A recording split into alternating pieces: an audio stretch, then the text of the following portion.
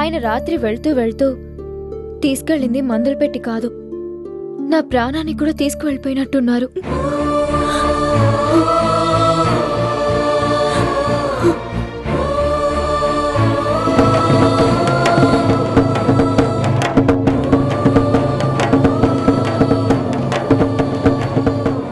ఆగండి ఆగండి, ఇప్పుడు మనం ఆ వీధిలోకి వెళ్తున్నాం. ఎవరు డబ్బులు కొట్టకండి. పదండి, పద సత్యం.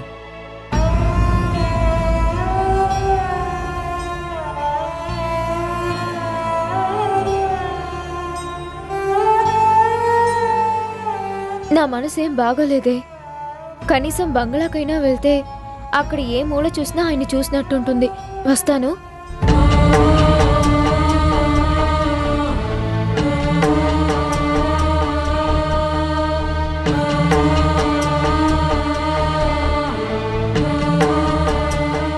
నా మాట వినే, మీ ఆయన అక్కడ లేడు. ఆయన వచ్చాక ఎలాగూ వెళ్ళిపోతావు. అప్పటి వరకు నాకు తోడుగా ఉండవే ప్లీజ్.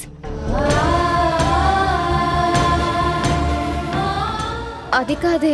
ఏది కాదు? నేను ఇంతగా చెప్తున్నా నువ్వు వినకుండా వెళ్ళిపోతున్నావంటే నువ్వు మారిపోయావే. సహజంగా అమ్మాయిలు పెళ్ళయ్యాక మారిపోతారు అంటారు, కానీ నా రాధ మారదు అనుకున్నాను.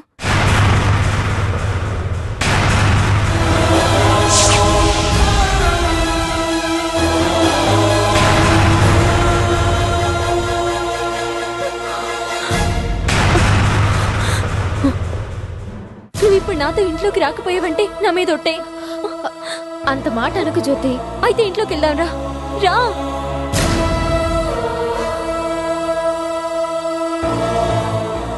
ఇది అన్యాయం బాబాయ్. అది అక్కడ ఉండగానే దానికి ఆఖరి చూపు కూడా దక్కకుండా దాని ప్రాణాన్ని వాడి మీద తీసుకెళ్తున్నావు.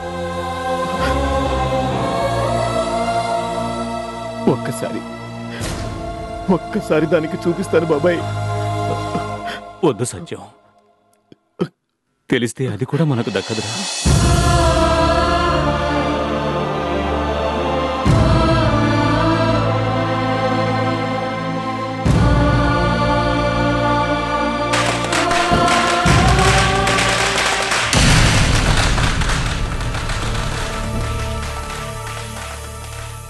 ఏంటోనే, ఏది వినిపించినా ఆయనే గుర్తుకొస్తున్నారు.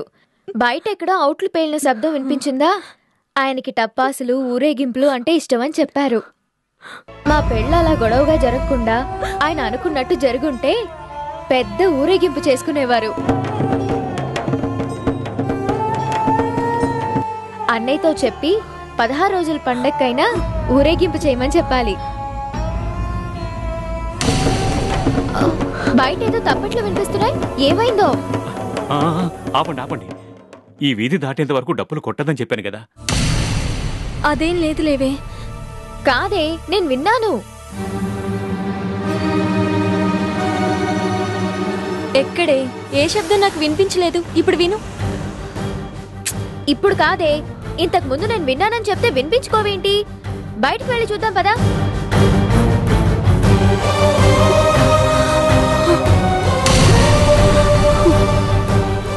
తప్పుకోవే, నేను చూడాలి. బయట ఏమీ లేదే. నువ్వేదో విన్నావు, దాని గురించి మర్చిపో. నువ్వు తలుపు తెరవకపోయినా నేను వెళ్ళి చూస్తాను. నిన్నటి నుంచి నేను అనుకున్నవేవీ జరగట్లేదు. ఇదైనా జరగాల్సిందే.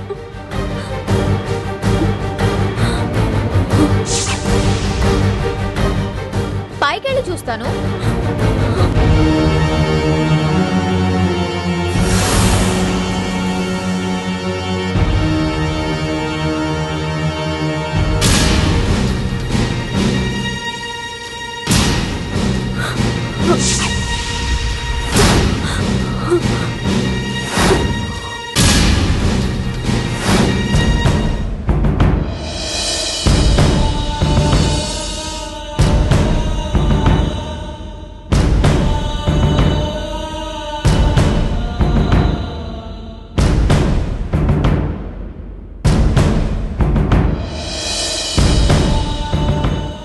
రాధా,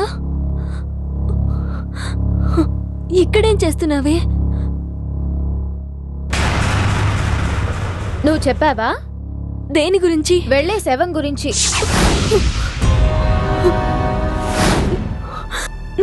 అది అది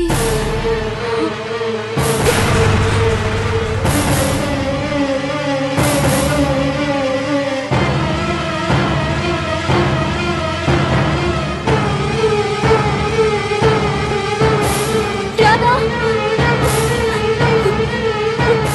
రాధా, ఆగవే. ఎక్కడికే? అక్కడ శవం వెళ్తుంది.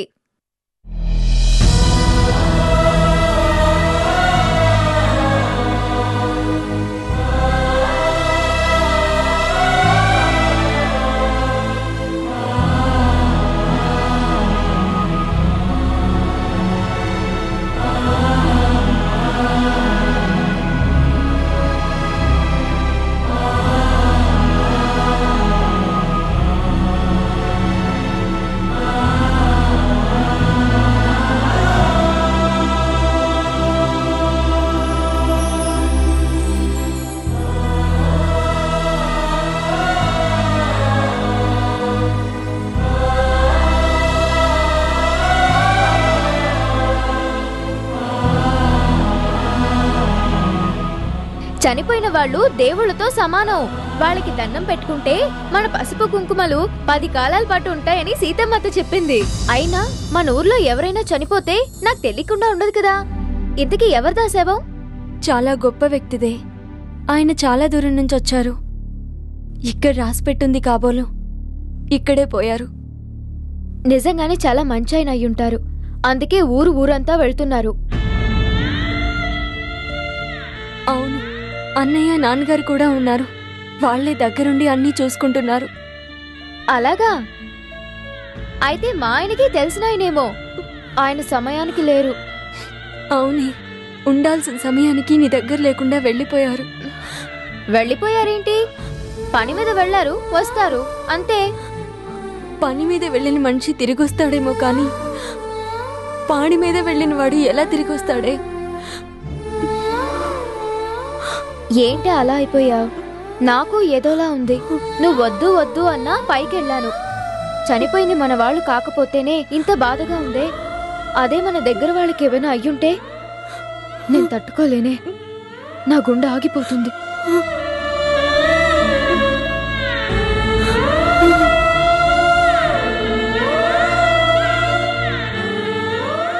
అందుకేనేమో నీకు ఈ విషయం తెలియకుండా దాచాడా దేవుడు.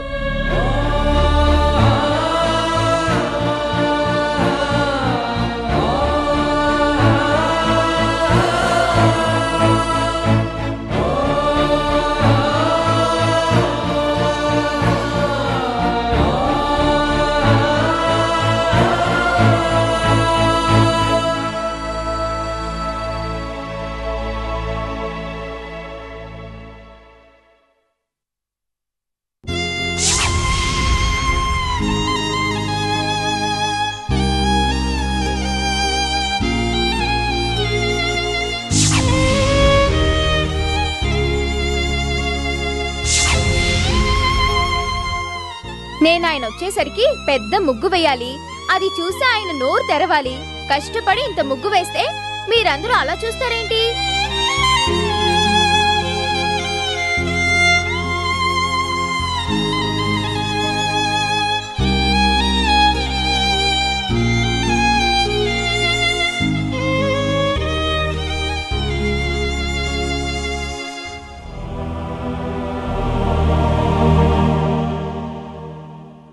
జ్యోతి, ఎందుకో తెలియడం లేదే.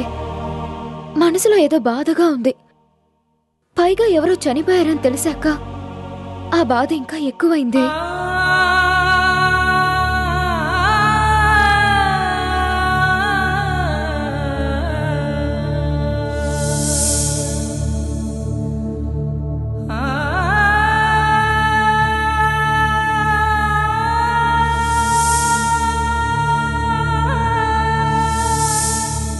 ఆ పోయిన మనిషిని నమ్ముకొని ఎంతమంది ఉన్నారో ఏమో. వాళ్ళని అన్యాయం చేసి వెళ్ళిపోయాడు.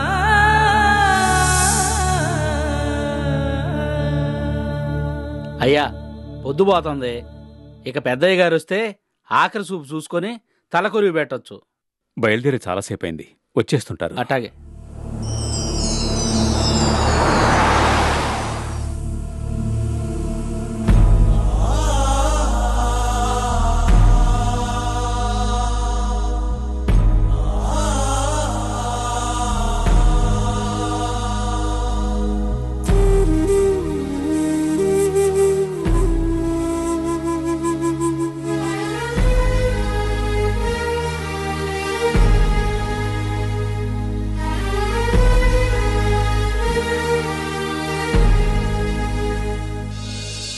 నువ్వు అయిన వాళ్ళ విషయంలో ఓడిపోయావు. ఇంకా నువ్వు ఓడిపోవడం నాకు ఇష్టం లేదు. గెలుస్తూనే ఉండాలి. నిన్ను నేను గెలిపిస్తాను తాతయ్య. నా కుటుంబం మొత్తాన్ని నాకు దూరం చేసిన ఆ భగవంతుడి మీద నాకు చాలా కోపంగా ఉందిరా.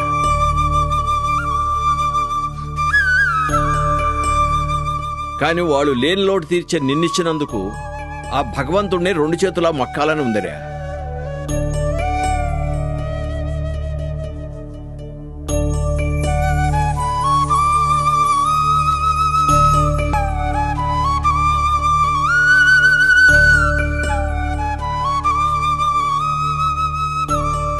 అయ్యా తలకొరివి పెట్టాలి, కొండ తీసుకోండి.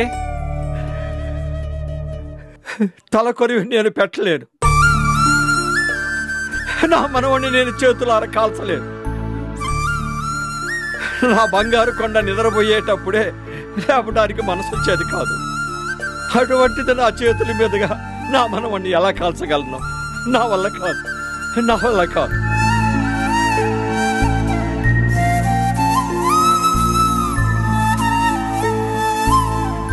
ఇప్పుడు నువ్వు చిన్న సైజు రాజకుమార్లా కనిపిస్తున్నావు. The prince of కొటాలా.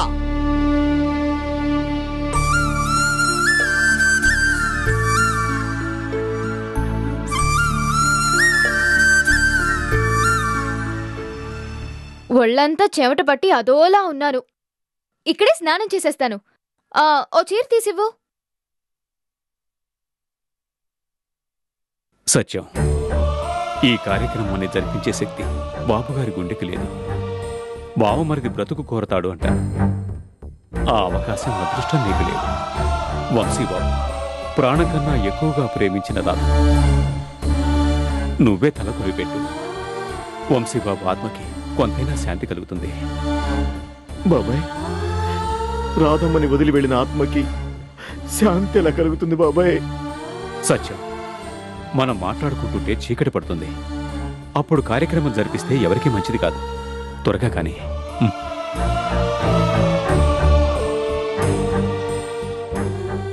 అయ్యా ఆఖరి చూపు చూసుకోండి.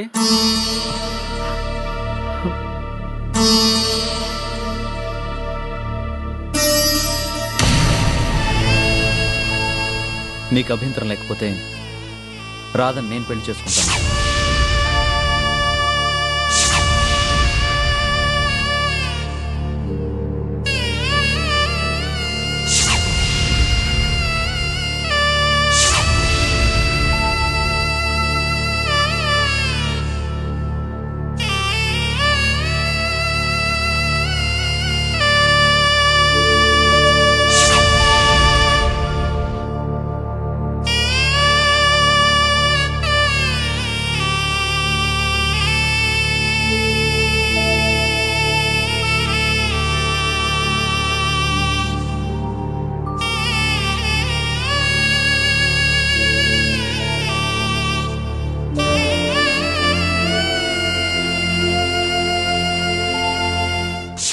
ఈ క్షణం నుంచి ఏ విషయంలో అయినా నీకు తోడుగా ఉంటాను.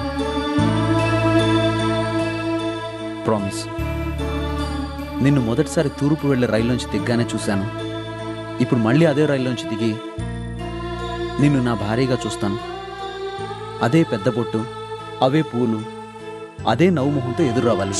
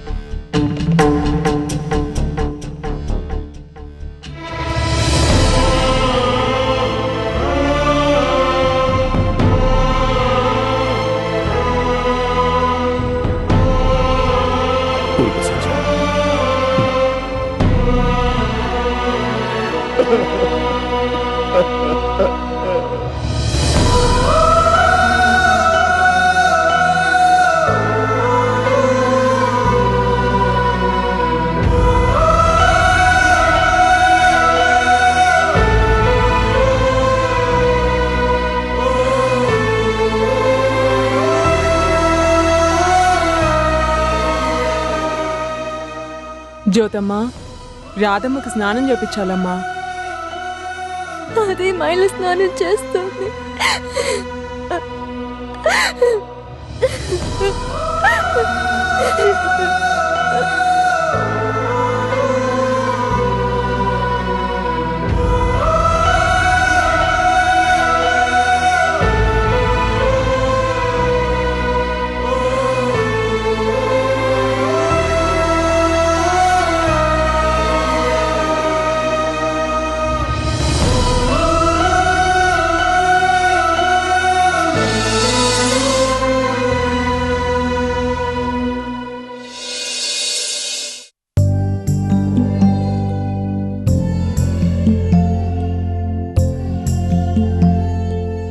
ఏంటి అలా చూస్తున్నావు? ఈ చీరలో నేను అంత బాగున్నానా?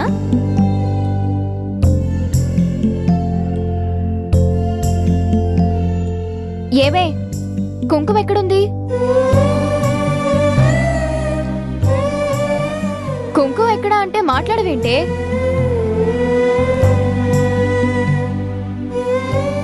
మా మొదటి రాత్రి నాకు పెద్ద బొట్టు ఉంటే నేను చాలా బాగుంటానని, నన్ను అలాగే చూడ్డం తనకిష్టమని చెప్పారే మా ఆయన.